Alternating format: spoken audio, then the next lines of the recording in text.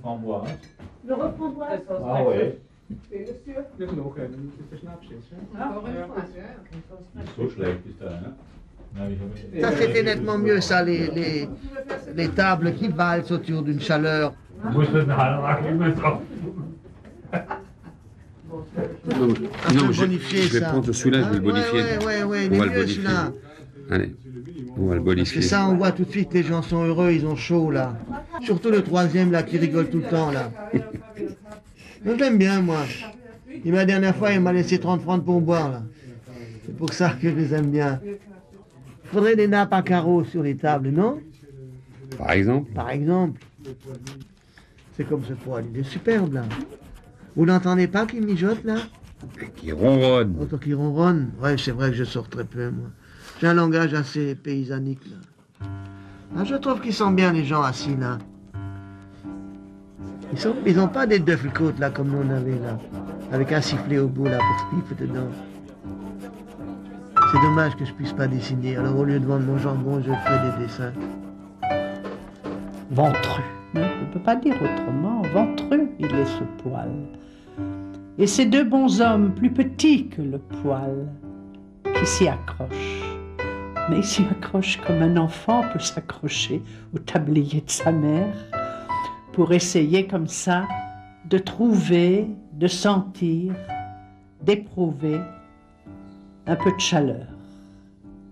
Un peu de chaleur, puisqu'il est certain que les humains, livrés à la froidure quelquefois de l'existence, et je parle pas seulement de la froidure du climat, recherchent comme ça quelque chose de cette chaleur qui est quand même la chanson familière d'une enfance perdue. Bon, alors là, écoutez, excusez-moi, ma fréquentation de Freud m'amène bien sûr à avoir un regard un peu particulier. Alors je dirais que autant l'autre dessin du poil ventru auquel s'accrochent ces hommes qui sont des petits garçons à côté du poil, autant là, cette cathédrale dressée en érection, dirais-je. C'est quand même quelque chose d'assez extraordinaire avec les petites Windstube qui viennent comme ça se rassembler autour.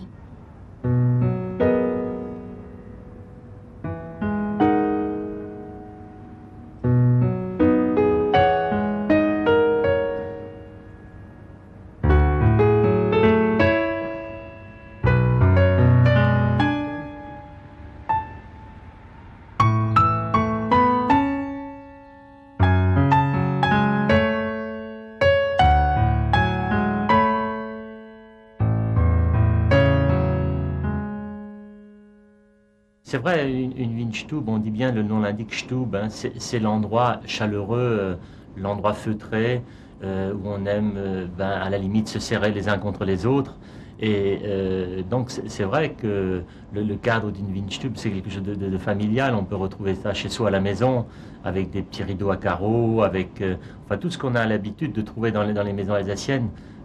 Donc pour moi, l'ambiance d'une Windstube, c'est vraiment quelque chose que je recherche quand quelque part Antoine est un peu triste ou qu'il a envie de s'échapper, qu'il a envie, eh bien oui, peut-être tout simplement de retrouver de nouveau ses racines.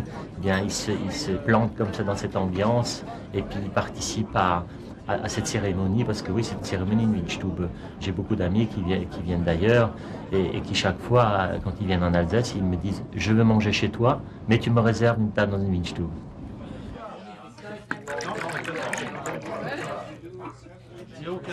À mon humble avis, pendant la construction de la cathédrale, qui se trouve un peu juste à côté de chez nous, là, il y avait beaucoup de gens déjà, des gens qui avaient soif naturellement, et une production énorme de vin dans le Haut-Rhin. Donc, qu'est-ce qu'il fallait faire? Il fallait créer des chambres à vin, c'est-à-dire la transposition de Windstube en alsacien, c'est une chambre à vin, un endroit idéal, convivial, pour les petites gens, c'est-à-dire au départ les ouvriers de la cathédrale. Et ils ont créé une cinquantaine de chambres à vin, Windstube de nouveau, pour écouler la production vinicole du Haut-Rhin.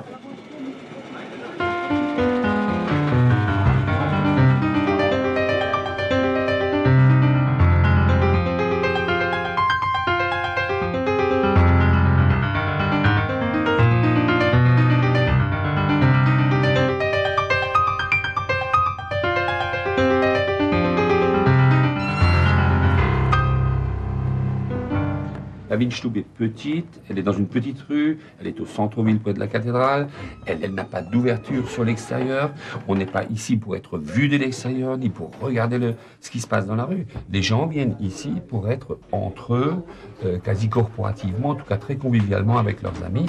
Et on peut même, pour rigoler, ajouter un truc, à partir de 70, on peut même dire que c'est une manifestation patriotique, parce que les Allemands étant des gens beaucoup plus démonstratifs que les Alsaciens, et étant des grands buveurs de bière, être dans une Weinstube, c'était dans un endroit petit, où l'introversion était reine, et où on buvait du vin. Oui, L'idiotisme ne coûtait pas cher. Ouais. Il n'y a pas de nappe blanche, il y a du beau kelch alsacien. Et s'il n'y a pas du kelch, il y a du coton. On est dans le bois, on est dans le lin, on est dans les dessins spécifiquement alsaciens, on est dans une vaisselle spécifiquement alsacienne. Le vin est servi dans des cruches qui sont en Betschdorf.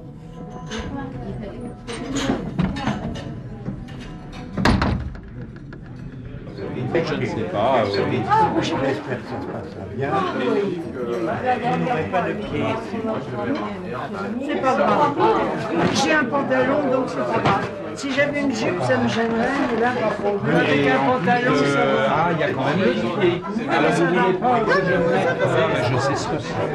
Oui, mais pas Non, le jeudi, et parce que justement, chacun peut venir quand il veut, quand il en a envie, quand il le peut. Alors ce qui fait que bon, tantôt on est 2, tantôt on est 5, tantôt on est 10, tantôt on est 20. En général, la bonne moyenne, c'est une dizaine à peu près. Hein. Bon. Oui, c'est parfait maintenant. On fait avec. Ah non, mais c'est bien. Nous, on n'a pas ces gros pieds. L'élasticité joue à la fois sur le nombre de gens, sur la longueur de la table, parce que là, il faut bien entendu à chaque fois adapter la table à ceux qui sont présents. Et ça, c'est une des particularités de ce Stammtisch. Nous ne sommes pas des gens incrustés, nous sommes libres. Le drame de l'élasticité, c'est celui qui demeure seul un beau jour à une table de 15 personnes. Et savez-vous pourquoi c'est le drame? C'est parce qu'il n'a personne à qui dire du mal des absents. Et voilà. Ce Stammtisch a été créé vers 1974 et nous étions 4. 4 au départ. Et comme a dit Jean-Pierre Klein, à fur et à mesure, des amis sont venus. Et depuis maintenant presque 20 ans, nous sommes ici, au Striegl. Parce que la carte est bonne. Hein. Notre Stammtisch se déroule de midi à 1h, pas plus. Hein, le reste pas plus. Et nous parlons de tout, sauf du sport. Bonjour Jean. Si quelqu'un part en voyage, il faut qu'il envoie une carte. Alors c'est le 4e volume déjà. Alors il y a toujours des petits mots, des petites devinettes, historiques naturellement, et pas sportifs. Et tout le monde envoie une carte, enfin ceux qui sont partis envoient une carte, et puis c'est collé dedans, c'est tenu par le scribe, n'est-ce pas, Georges Fessel, il y a même des anciens journaux, il y a tout. Et ceci est le 4e volume, et c'est gardé, c'est bien relié, Stammtisch, avec un D, Stammtisch Peuch, enfin livre d'or du Stammtisch.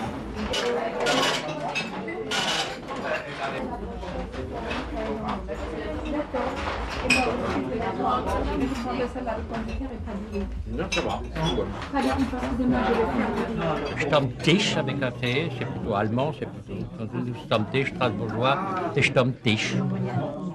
Voilà, et puis ça fonctionne avec les amis des amis de tous les milieux.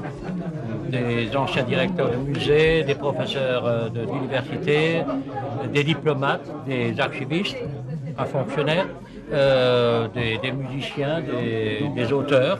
Hein, il y a de tout. Il y a de tout. Et mademoiselle, qui fête 89 ans demain. La tante. On fait partie du Stammtisch, il faut savoir lire et écrire. Ah oui, oui, oui. On ne fait pas passer d'examen. Non, il faut. Enfin, on le sait, mais le scribe est toujours là pour. Il a une très belle écriture. Ne serait-ce que pour pouvoir lire les menus et les étiquettes des bouteilles. Ce qui est indispensable à un vrai Stammtisch. Et là, nous sommes bien, nous finissons par devenir un petit peu chez nous et faire partie de la maison.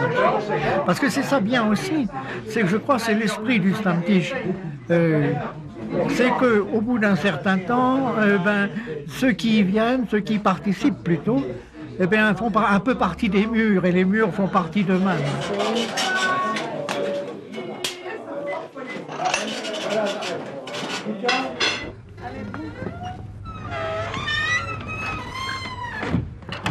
Cette histoire, ça s'est produit à cause des étudiants qui ont fait le pissutage. Alors ils étaient obligés d'enlever le i.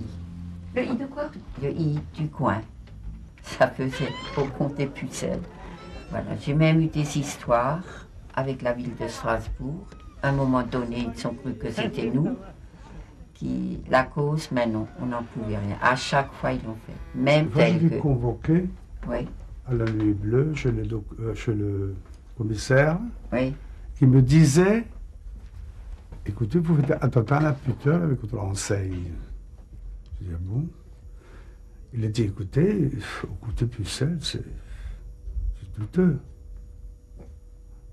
Alors, il dit, écoutez, je vous donne un beau conseil, mettez le i pour boucher le trou.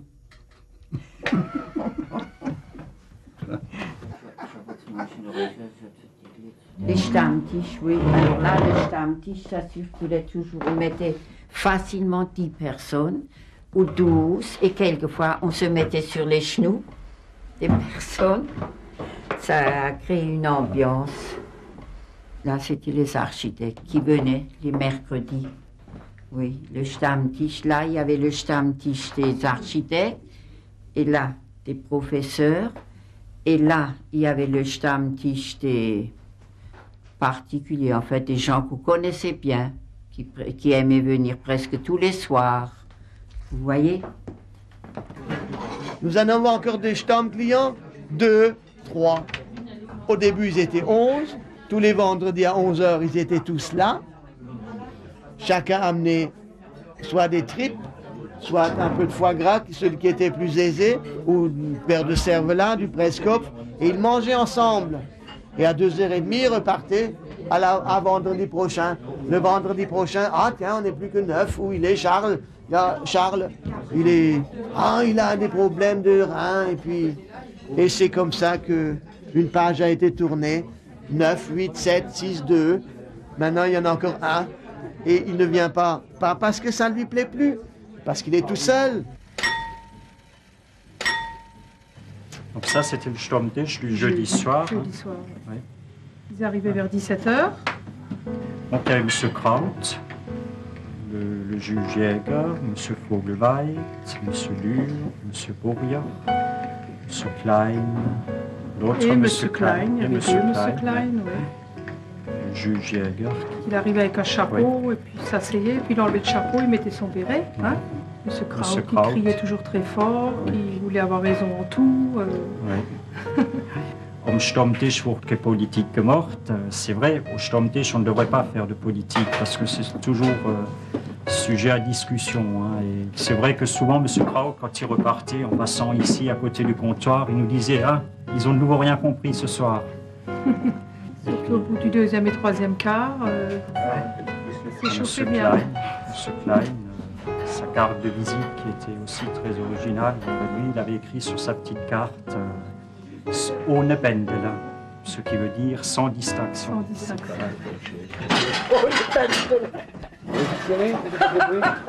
Non, mais ça, c'est pas vrai. Sur la carte de visite, j'ai remarqué non décoré en dessous ohne Pendel.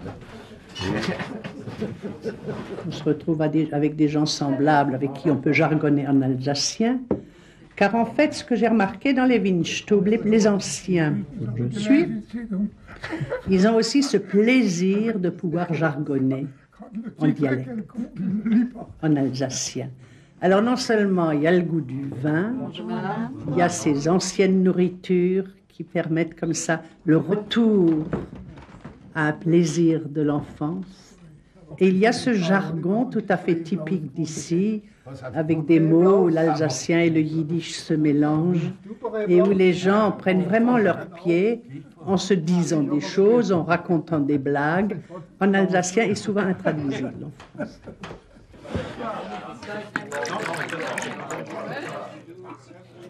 Grand-père a repris le Striessel en 1920, ça fera bientôt 80 ans.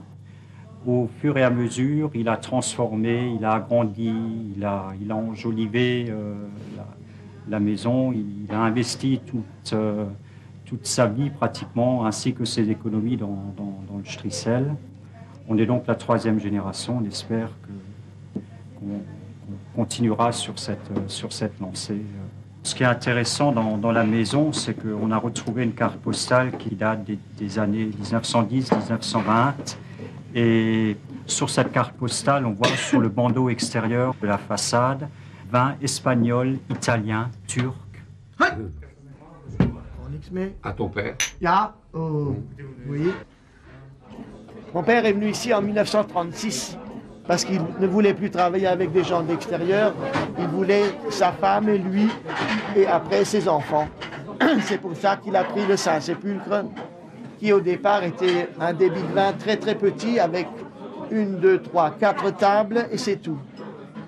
Alors la guerre est venue, il y a eu des transformations énormes. La preuve, on a pris ma fille avec et puis on est obligé de travailler à 5 ou 6 personnes pour satisfaire tout le monde. Et il faut aussi dire que la consommation unique de vin n'est plus possible. Ah, le pinot, arrête, c'est trop après. Toujours avec amour. Dans l'escalier. Quand je rentre le matin dans mon petit restaurant, parce que maintenant c'est un petit restaurant, tout en étant encore Windstube, je suis déjà content parce que je dis aujourd'hui c'est mardi. Qu'est-ce que je vais retrouver? Ah, mais je vais retrouver le tapé de cip. Tapé de cip en français, c'est le tapissier. Le chevêche, le cordonnier. Wasserrot. Wasserrot, ça veut dire le rat de l'eau. C'est-à-dire le monsieur qui travaille aux égouts. Et tous ces gens-là m'ont vu grandir. Un jour, j'avais 18 ans, je suis allé à l'armée, je suis revenu, je me suis marié, j'ai eu un enfant. Et ils ont connu ma vie. Et par contre, moi aussi, j'ai connu leur vie. Et si on parle un peu de l'avenir, il va quand même se passer quelque chose d'extraordinaire dans ton Windstube. Oui. Tu n'as pas de garçon. Non. Et qui c'est qui va prendre la suite? Je sais pas. J'ai peut-être trouvé un successeur, je sais pas. On va trouver dans la salle, à volonté.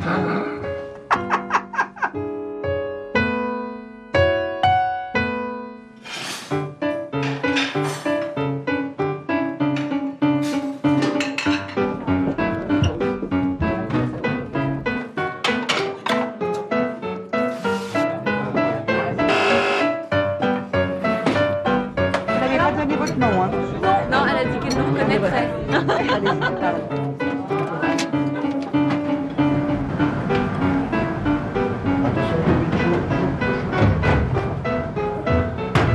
Vous voyez qu'on mange tous ensemble avec le personnel, c'est pas pour la galerie, c'est toujours comme ça.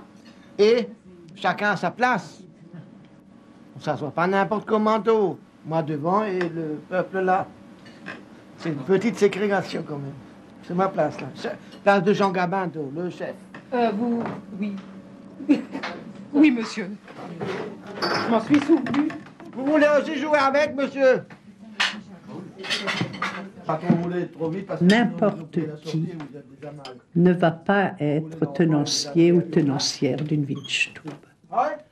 Je crois que c'est vraiment là aussi quelque chose qui tourne autour du plaisir, à accueillir, à nourrir, à veiller à ce que le vin soit bon, à veiller à ce que le client soit content, mais pas content comme un client de passage, mais content comme quelqu'un, comme ça, qui ferait partie de ce monde familier.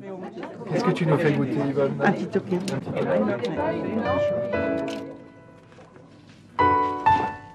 Ce qui est génial, c'est quand on voit plein de fleurs, quelque part, ou vraiment une masse de fleurs, ou dans les champs, quand tu vois plein de fleurs et t'as envie, malgré tout, en choisir une après l'autre, et c'est après ça qu'on arrive à composer un bouquet. Et c'est ça que je trouve qui est merveilleux. Parce qu'on sent le bouquet qu'on va faire, l'ambiance qu'on va créer. Mais je ne suis pas fleuriste, moi je suis une simple petite dame du Windstub.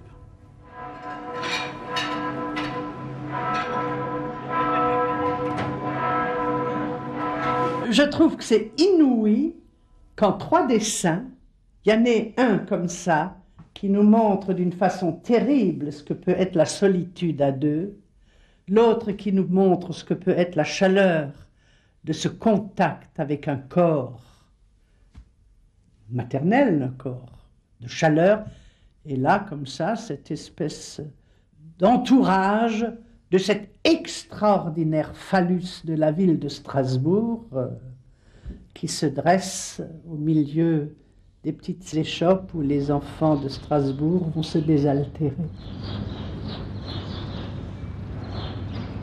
À l'hôpital, avec les repas, chaque malade avait droit à 1 litre de vin, puisqu'on a cru constater que le vin était un médicament. Et en plus, du point de vue poétique, il stimule. Disons que dans le vin, l'esprit de vin, le Weingeist, incite à la fantaisie, à l'imagination et à la poésie. Moi-même, je constate, quand j'ai bu un verre de vin ou 2, ça coule de source. Et c'est peut-être ce qui a contribué, d'ailleurs, à l'ambiance, les Windstub. Le vin incite à l'imagination, à la conversation, au dialogue plus ou moins mouvementé et spirituel. C'est fabuleux, quand on descend ces escaliers, on a l'impression de rentrer un peu dans une cathédrale. On regarde,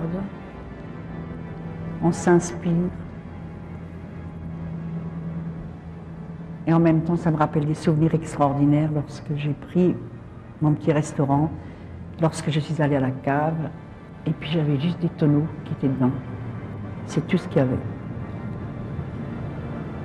Et je trouve que ça m'avait inspiré, ça m'avait donné la foi, la passion, et j'ai senti que je pouvais faire quelque chose.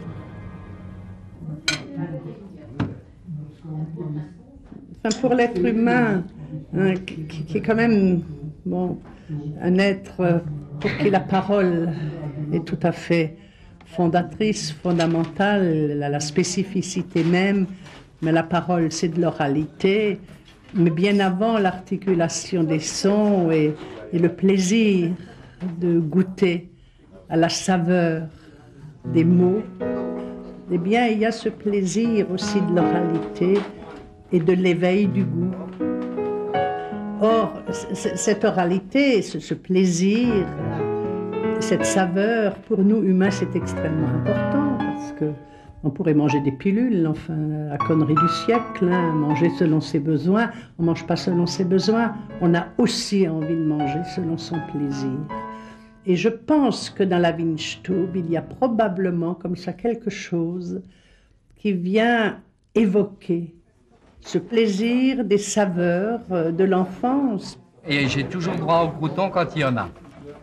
J'adore les croûtons. Ça aussi c'est affectif, chacun d'entre nous est à la recherche de ses seuils gustatifs qu'il a connus dans son enfance, par la cuisine de grand-mère, de maman.